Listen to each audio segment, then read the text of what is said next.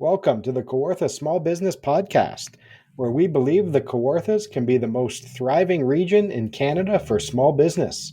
I'm Brian Rump from Profit Coach. And I'm Matt Garrity of Managing Digital. And before we get started, head over to Kawartha Small Business Podcast.ca/checklist and download Matt and Brian's marketing checklist for Kawartha small businesses. All right, Matt, today we are talking about brainstorming. And I threw this on our list of episodes when we were brainstorming lists of that, because I think something I've learned is that there are some rules and techniques for brainstorming, and most people I have met don't do it right at all, and they are wasting just a lot of time and energy in sort of using the word, but not any of the techniques. So I thought it would be a great topic for us to dive into a bit.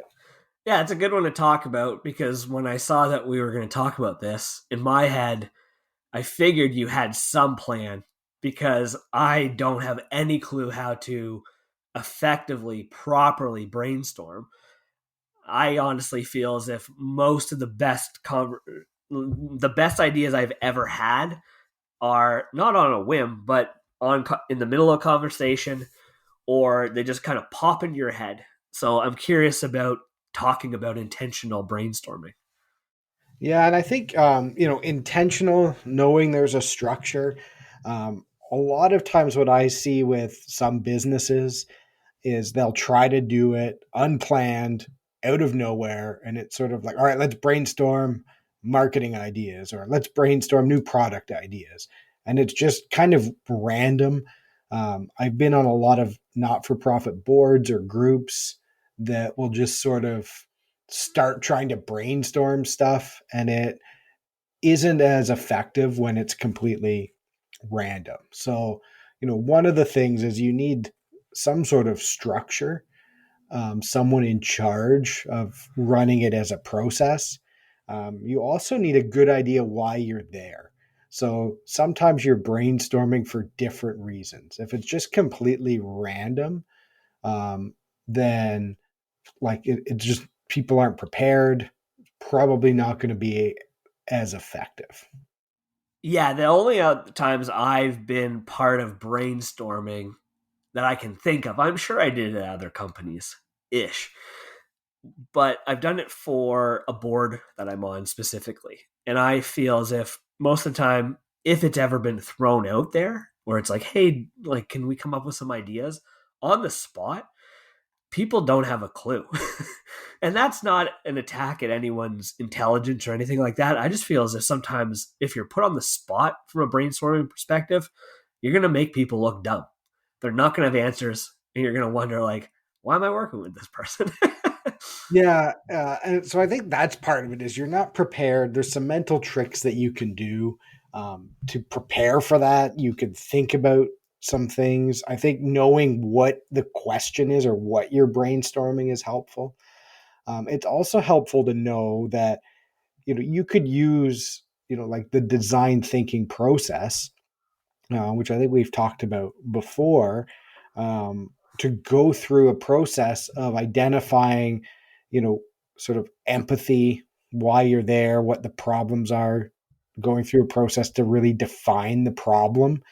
And then if you're coming up with ideas, you could be using some brainstorming techniques to know the exact problem that you're solving. What I think a lot of organizations and small businesses do is they try to just start brainstorming random solutions right away. Yeah. And they're looking for a fully polished idea. So when it's like, okay, we have 10 minutes, let's brainstorm, new marketing ideas that are going to make us lots of money. And I hear there's no video is filter. good. Yeah, like there's no filters, there's no criteria. So it's really hard to do that. So if you take some time to really know why you're there and maybe what that criteria is, then you can be more effective in brainstorming. It's too broad, right? Like you need some parameters or some guidelines. It's like I have relatives specifically that will start conversations with like, so what's new? Or if there's a lull in the conversation, like, so what else is new? I'm like, what do I even say to that? Like, I don't even know where to begin. What part of my life do you actually want to know about? Like, give me some guideline. Like, what's new at work? What's new with Thrive? What's new with marketing? What's new with your kids? What's new with the TV you're watching? Give me some idea as where you want me to go, and I'll go there. But don't just be like, hey, what's new? It's not effective at all. Yeah, and that's the sort of mental, a good way to think about the mental exercise of doing proper intentional brainstorming, especially for a small business, because you don't have um, uh, all the resources in the world, but sometimes you want to take some time to brainstorm. What is my marketing themes for next day or next year, or what can we do to make things more efficient? So when you take the time to define one sort of problem that you're talking about, you could set a time limit and you can do an amazing amount of work in, say, 10 minutes. If people know sort of what it is they're talking about, they have some background information, they have some criteria or filters in place. If you're looking at solutions, sometimes you could even do like an opposite and remove those criteria and filters. So you could say like, hey, if we had $1 million, what could we do for marketing?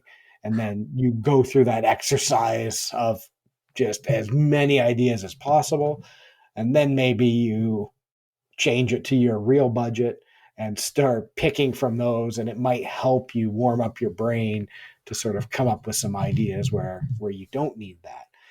But without that sort of guidance, you're just randomly doing things.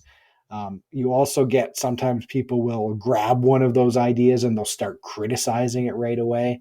That's not really brainstorming either.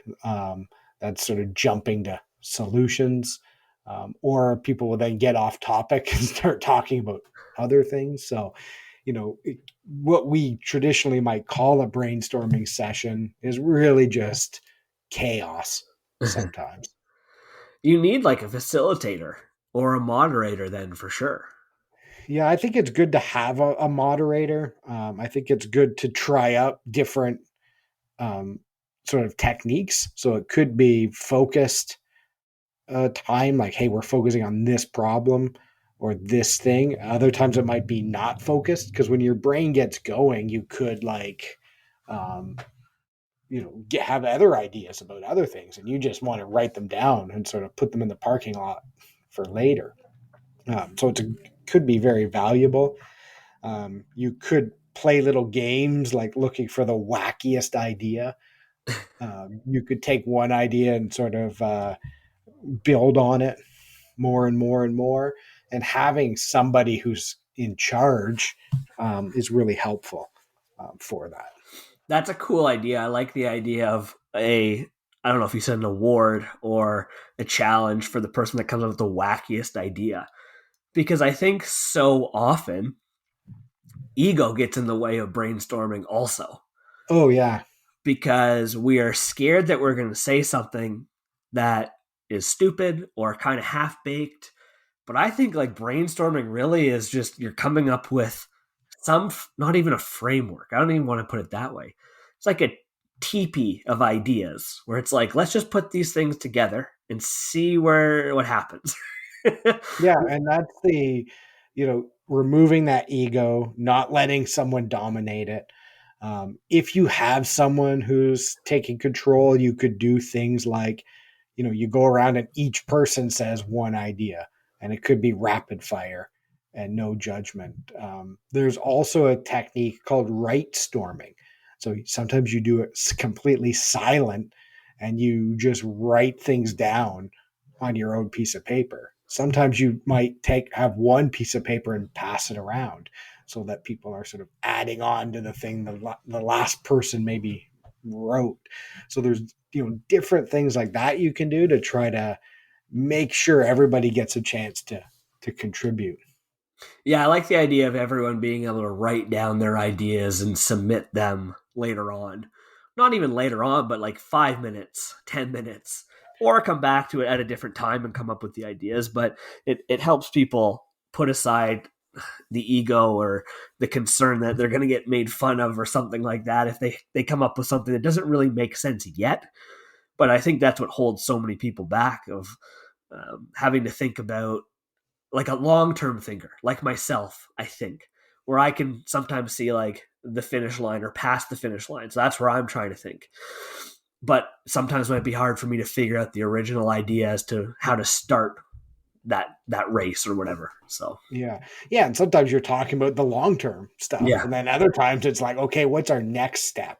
Right. And that could be a brainstorming session too. And it could give you just things to explore and talk about. You can use techniques like, set a time limit for what we call divergent thinking. So you're just being as crazy and wacky as possible. And then you go into a convergent time where you're trying to make some choices and eliminate some of those to sort of bring you down to, maybe here's the few things we're going to explore. Or, we're going to, we've had this session, we have 5 ideas, we're going to explore them, and we're going to get it down to 2 ideas by a certain time versus just trying to come up with 2 ideas from the start, or having 100 ideas and then not coming back to any of them and then just like disappearing without ever talking about it again. yeah. I wonder if we even like came up with ideas like the wackiest ideas you could ever think of. I bet you they're not even that wacky. I bet Oh, you they're usually not. they're like subconscious, like your goals. They're like your ultimate dreams coming true, which probably aren't that wacky. Which is funny to Yeah. think they're probably all like very tangible to achieve.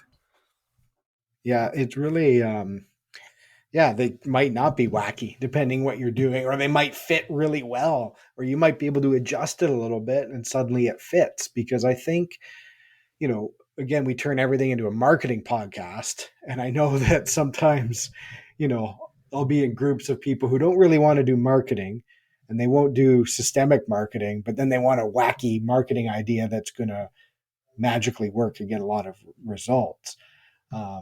But sometimes you need some wacky ideas to just get attention on you. So depending where you're what you're doing in marketing, if your system's built and you just need the people to know you exist and then you can bring them through, there's certain brands and certain types of businesses where something wacky might work and it's what you need. And then people are like, oh, what's the wacky thing they're going to do next? And everyone knows sort of who they are and they like that type of thing, so you might want wacky ideas. Yeah, I laughed when you said, let's pretend that we had $1 million to spend on marketing. And I, in my head, was like, I would love someone to pay me $1 million in marketing, not because I would then make $1 million, but I will then dare that person to tell me marketing does not work because we can achieve whatever you want for $1 million. Yeah. That's the crux of the whole thing. People think marketing doesn't work because they don't spend money. They're like, well, I've only got $100 budget. What can you do for me? Well, probably Yeah. nothing. So Yeah. marketing is not going to work for $100. Yeah, you have to put some resources in, and if you don't have a lot of money, then you need more time resources, and you might need to pay someone for a brainstorming session to like help you figure out what are those free things that you can do or those cheap things that you can do, and then what you need to do to make sure those things matter, right? Like you could tell lots of people that you exist, but if you don't tell them where you are, then that's useless, right? So you can figure out some of those other things that are needed through going through these sort of processes and tools versus randomly just doing something chaotic. Yeah. Like I could I lost my train of thought completely. I'm so sorry. I've never done this. In our 80 Oh, episodes, that's I all totally right. lost my train of thought. Well, that's all right. I will talk about my next thing then, which is more just the sticking it to the process of, you know, if you're using, design thinking, usually you start with empathy, what the customer's feeling, what Mm. customers want, how they experience what you do, from there defining the problem that you actually want to solve, then you're talking about solutions. Most people skip those steps and they just jump right to solutions. But if you have, some background on what people are thinking, what people are doing, then you're more likely to create solutions that solve that problem or work with what people's habits are. So that, I think, at a basic level is a great way to prepare for proper brainstorming. Yeah, and like, where did you learn all of this brainstorming stuff? So a lot of it is through like reading through about innovation. I had an opportunity to teach an innovation class with Wael Nawara, who I think is a real innovation expert. I think we might have done some episodes, or we may do some more on specifically innovation, because I think that's a buzzword that people use wrong, and they don't realize it's an actual process with some actual structure and rules to it.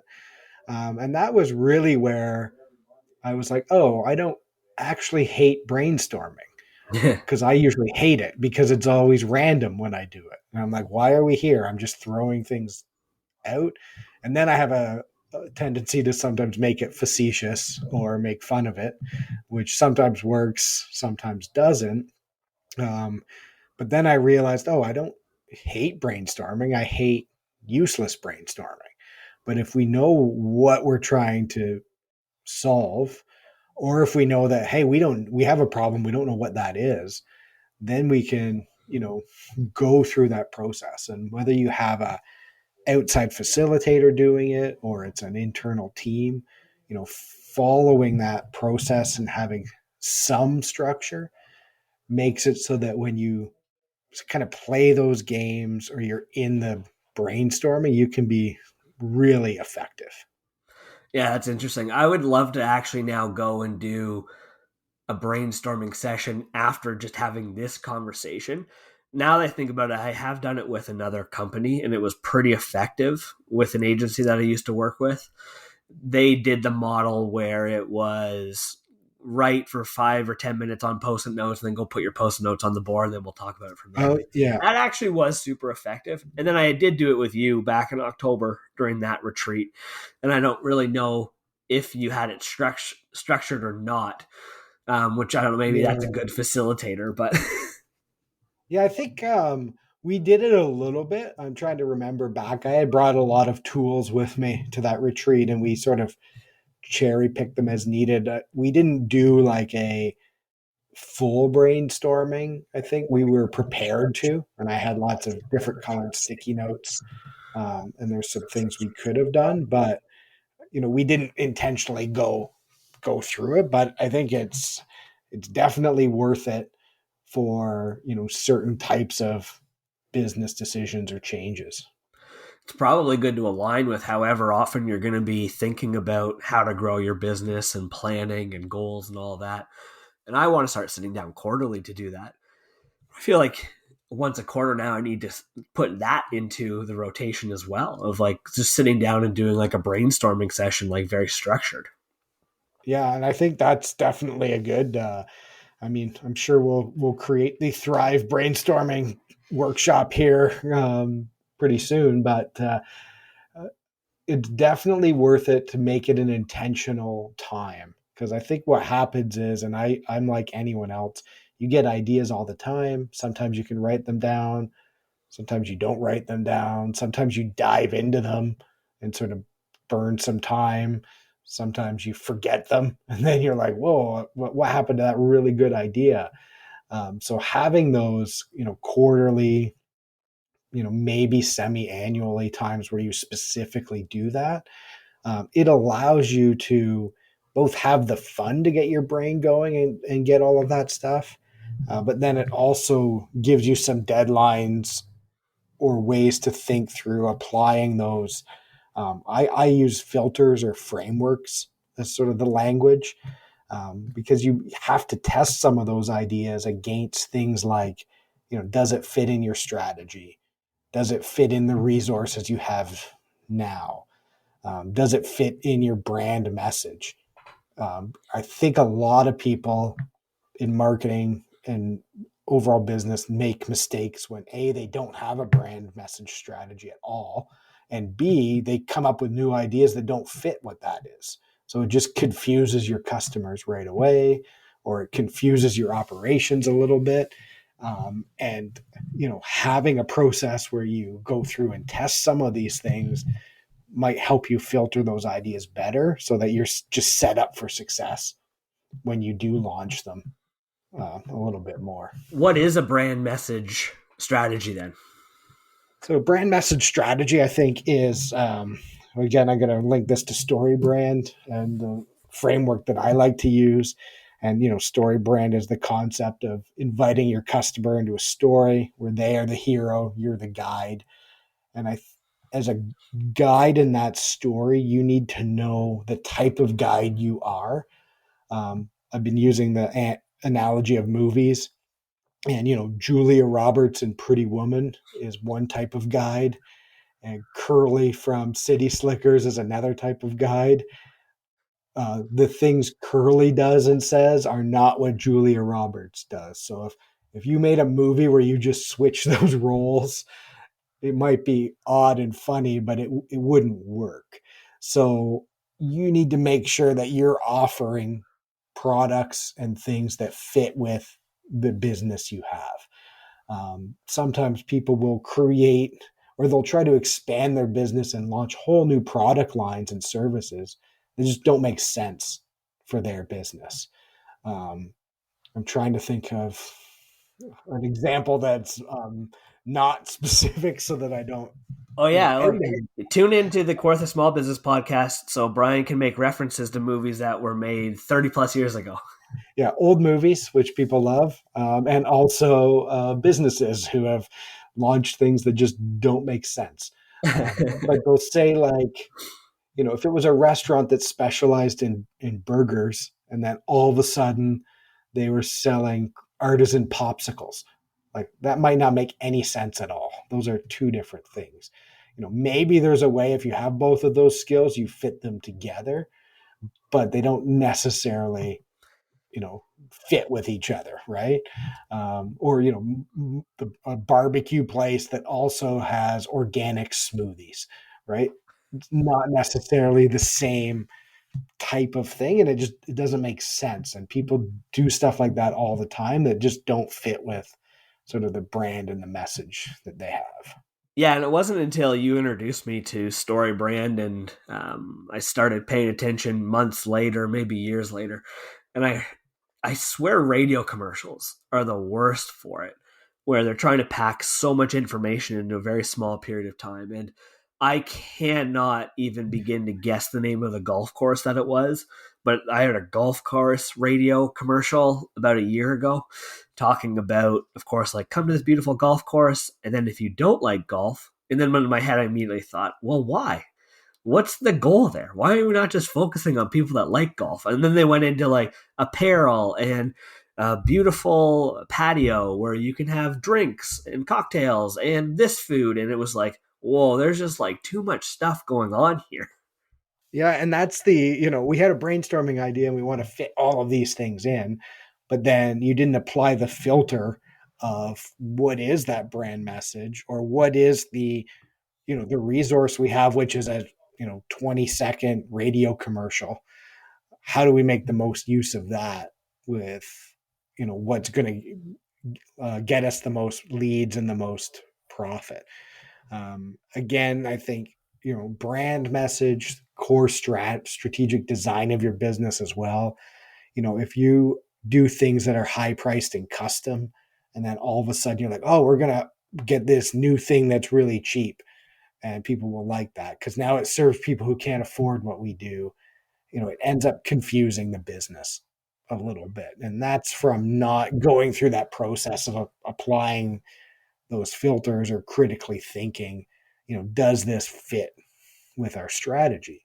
Um, but it doesn't mean it was a useless idea because in brainstorming, you want all of those ideas, and maybe you figure out something there. If one of your problems is too many people say you're too expensive, maybe you then realize that it's a marketing issue and you need to, position yourself as someone who is more expensive, or make people understand what it is that you actually do. Or maybe you are just so expensive and you realize that, you need to invest in production efficiency to make you less expensive. So, in that case, there's no bad ideas, but it's when you just jump to the conclusions or just try random things without sort of going through the process, it's not as beneficial to your business as it could be. Everything's a marketing issue, Brian. Well, it is, right? Every business is a marketing business that happens to do something else.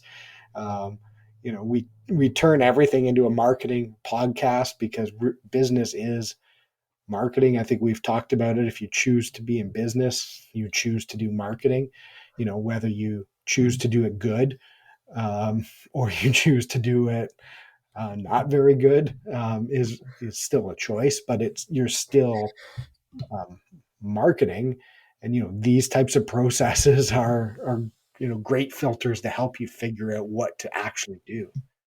Every business is a marketing business that has marketing problems that can be solved by marketing. Yeah, yeah, it's true. Um, yeah, it's as simple as that.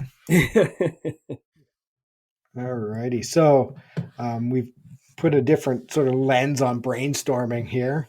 Um, I think for me, I'd like to get into some properly structured brainstorming sessions a little bit more. Those are something I think that they work nicer when you can do it in person and distraction free versus you know over Zoom. So the right environment, right?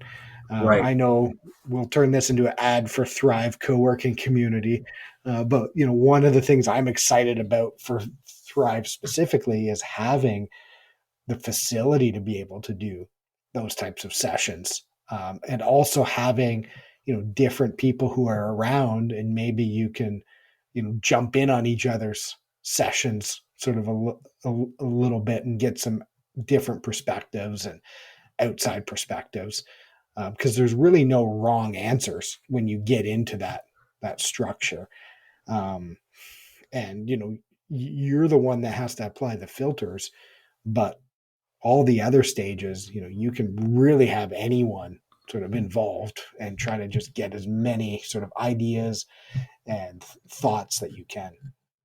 Yeah, that's interesting. And I think it's true for almost any professional call or meeting you're going to have. There has to be the right environment for it.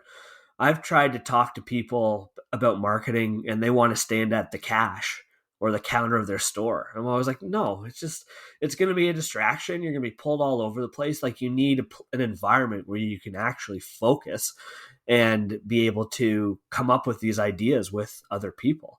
Same with like goal setting or wherever. Like if you're at home on your couch and your kids are running around, or you're thinking about, oh man, I got to take the garbage out before I go to bed. Like you need a proper environment to be able to thrive. Yeah, and that's so true. And I think this sort of loops into the proper environment. I think when we talk about this, sometimes people think, oh, I don't have time for that.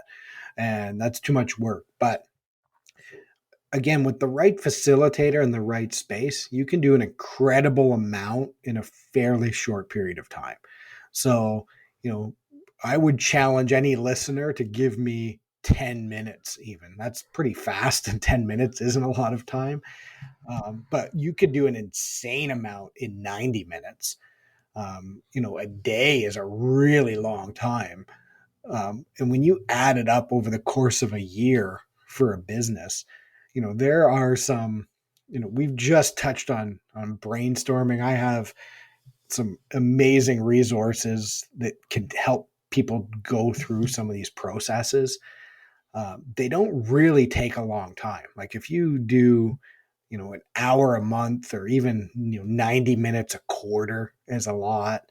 It's might sound like, well, that's a long meeting, but when you look at the scope of a year and for your business, set up the right way, you can make a lot of difference in a relatively short period of time.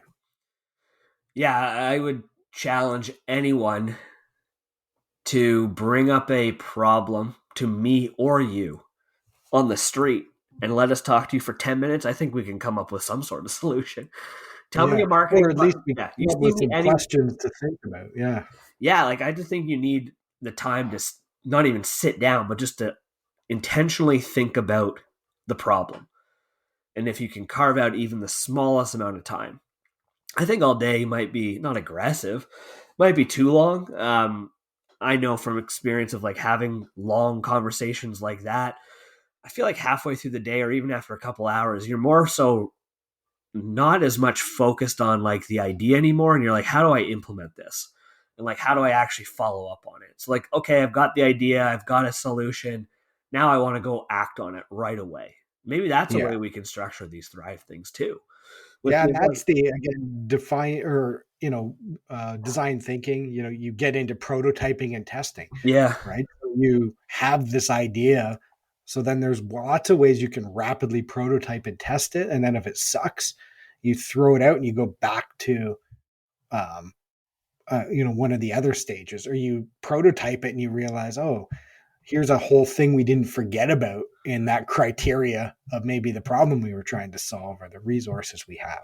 So you just loop back in the process, and having that intentional time helps. I think knowing that you need that time and that it's not always perfectly efficient is sort of another paradigm shift people need, because I know a lot of businesses will do that. Okay, we need the marketing solution. What is it? And then they'll take that first idea, try to do it.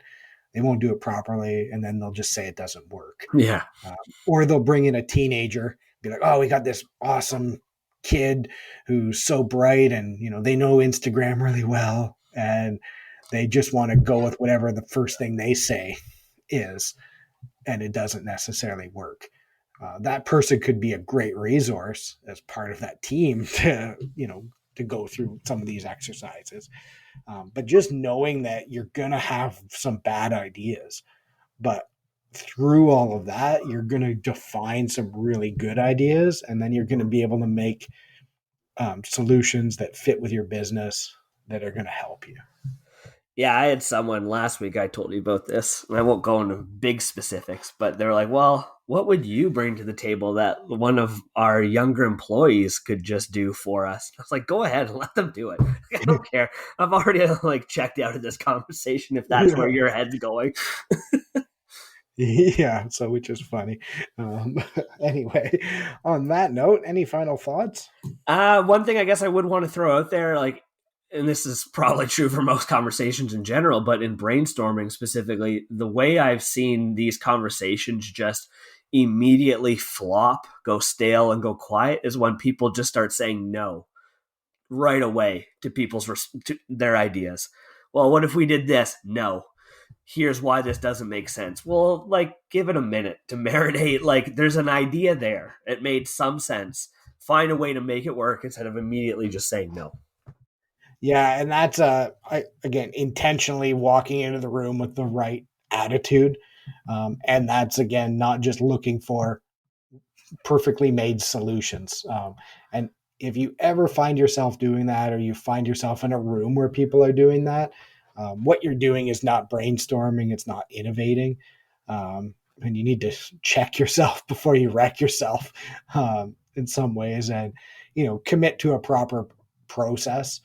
And you can say no later or realize why later, but just let the idea flow, because maybe you say that doesn't work, and when you define why it doesn't work, you can then come up with a solution for why it doesn't work, and that could be what the real problem is. That's a great point. Or yeah, like there's a whole bunch of our brains are very powerful, and people forget that sometimes. So you gotta sometimes let it go to work and do all that it can do, and you'll be amazed what you can come up with.